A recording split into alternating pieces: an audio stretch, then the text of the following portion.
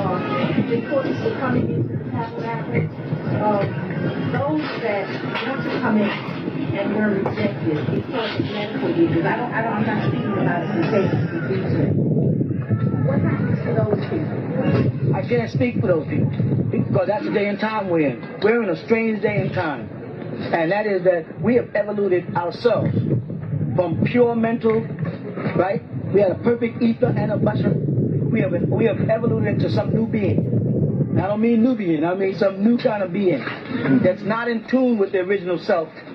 You know, we're radical, we're unpredictable, we think a lot like the enemy.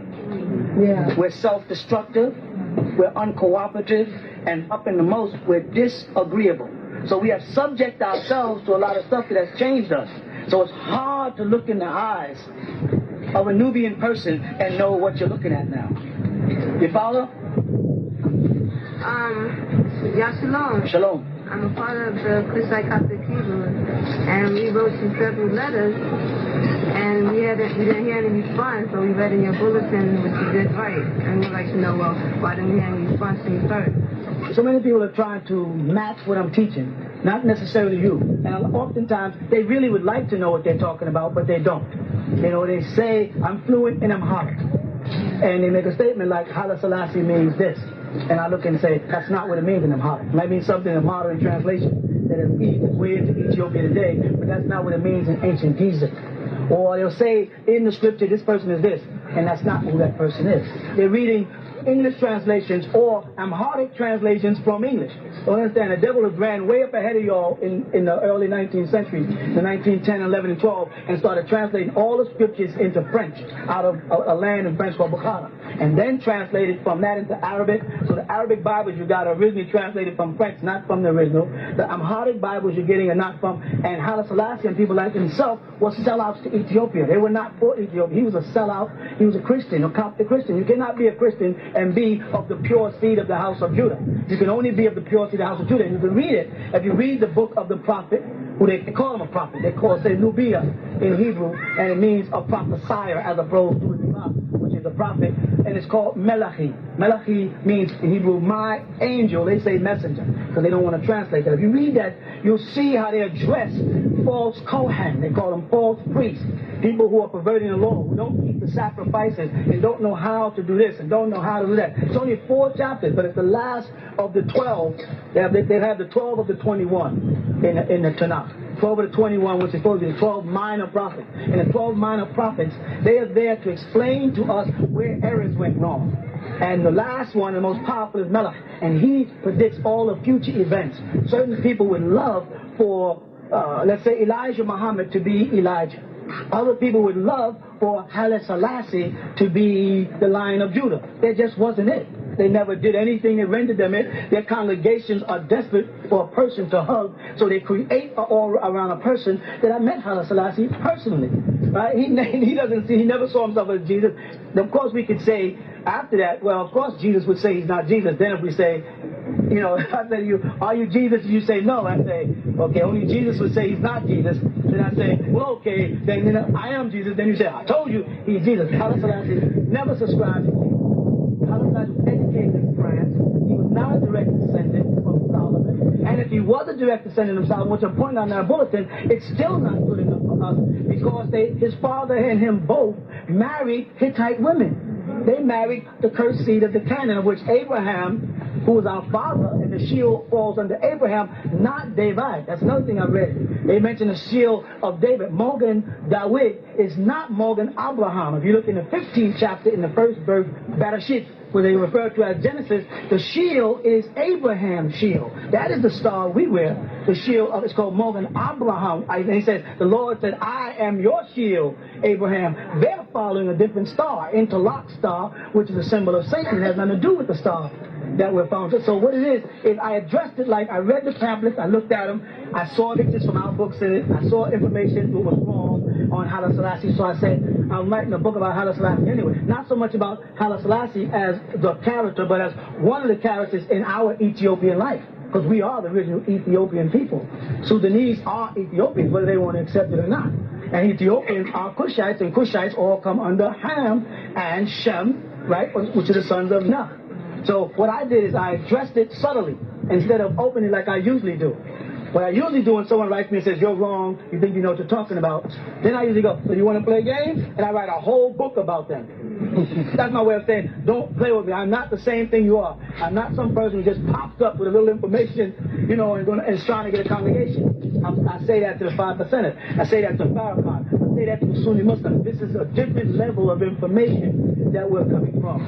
And so what happened is I addressed it subtly the same way I did when the Sunnis first wrote about me. I put out a couple of little leaflets and then I said, you understand what I can do, and I left it alone. And then they came back with a cult book and I said, okay, so you want to fight? I don't want to fight because this is going to be Cushite on Cushite, but then you want to play, let's dance. And, you know what I'm saying? But the time I wasted, you know, researching the Quran and showing them their errors, I could have spent raising the nation. And then I got sidetracked because I was on a Jesus Christ mission at the time, writing a series of books about who is Jesus' father. I was, you know, trying to get that spell of the ghost, the ghost spell out of our heads. And I got sidetracked by my own people. And I got there. When I got there, I met the 5%ers, and then I got sidetracked by the 5%ers. And I'm like back on mainstream. And I said, is this another? When I got to this stuff, I said, it's going to be another sidetrack. I'm going to have to stay here and badger more of my own people.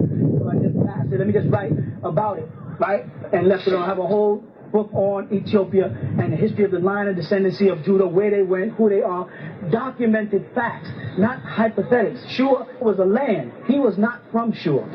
He migrated to Shur. He was raised in a Gorak, another whole province in Ethiopia. Moved there, and the land was established by a descendant, and it wasn't Menelik.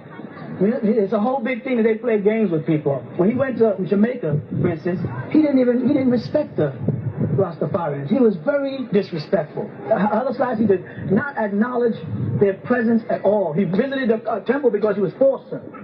But he didn't respect them. In Ethiopia, he was overthrowing the country. He brought Christianity to Ethiopia. The man who ruled Ethiopia before him was a Muslim. But he was not a Muslim, so they say Muslim, and they try to make it sound like he was an Arab Muslim. He was not. He was a Sudanese Muslim who believed in the Torah and lived like we do as Islamic Hebrews. But they eliminated him to put Haile Selassie in so that they could bring Christianity in. And I'll tell you why. Because they're trying to find the Ark of the Covenant. This is what they want to get their hands on. They made a movie about it, Raiders of the Lost Ark, because they know the power of the cherubim that El Elo Yahweh channels. He controls both Elohims, the Elohims that are good and the Elohims that are bad, which they don't say good and bad in Hebrew. We use the word Tov and Ra, which is agreeable and disagreeable. Those disagreeable and agreeable Elohim. And the disagreeable ones are the ones that have the wings symbolic, right? They protect the Ark of the Covenant that we as Beni Israel. When he said Beni Israel, you're including Ishmaelites. Ishmaelites, Muslims may think they're in another religion, but they're nothing but a 5% branch off from Israel. We are Ishmaelites. We are Midianites. We are Jacob's sons. But Esau is also us. So the Edomites are us. But they laid their mountains to waste because they maliciously went out and married Hittites. Maliciously, Yitzhak or Esau went out to marry Hittite women to get even because he lost the blessing. There's no such word as birthright in the Torah. It's not in there. The word is blessing. The word is buroka. And it means the blessing. And that blessing was money. This is what the problem was. It wasn't about nothing spiritual.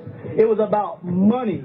And when Jacob got the money, Yitzhak was mad and went back to his father and said, could you give me a little money?